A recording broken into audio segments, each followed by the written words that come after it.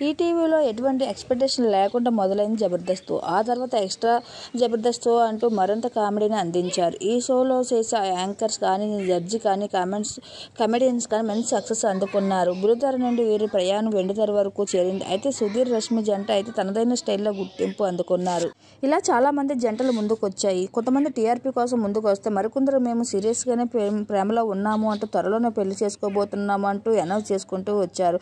ఇప్పటి వరకు ఎవరూ పెళ్లిపీట లెక్కేది లేదు. పటాస్ ద్వారా మేము మంచి గుర్తింపు అందుకున్న నోగరాజు, అలాగే నోగరాజుతో ఆసియా అనే అమ్మాయి ఎన్నో కిడ్స్ చేసుకుంటూ వచ్చింది. ఇక నోగరాజు, ఆసియా ప్రేమలో ఉన్నారంటూ చాలాసార్లు సోషల్ మీడియా అకౌంట్లో తెలియజేశారు. అయితే మొదటిసారి వీళ్ళిద్దరూ పెళ్లిపీటలు ఎక్కబోతున్నారు, సిద్ధమవుతున్నారంటూ మా పెళ్లి టీఆర్పీ కోసం కాదు, సిన్సియర్గానే ప్రేమలో ఉన్నాము అంటూ ప్రూవ్ చేసుకుంది ఈ జంట. వీళ్ళిద్దరూ ఎంగేజ్మెంట్ కూడా విజయవాడలో ఎంతో ఘనంగా జరిగింది. ఈ విషయాన్ని సైని శాంతి తన సోషల్ మీడియా అకౌంట్ల ద్వారా తెలియజేసుకుంది. నోగరాజు త్వరలో పెళ్లిపీటలు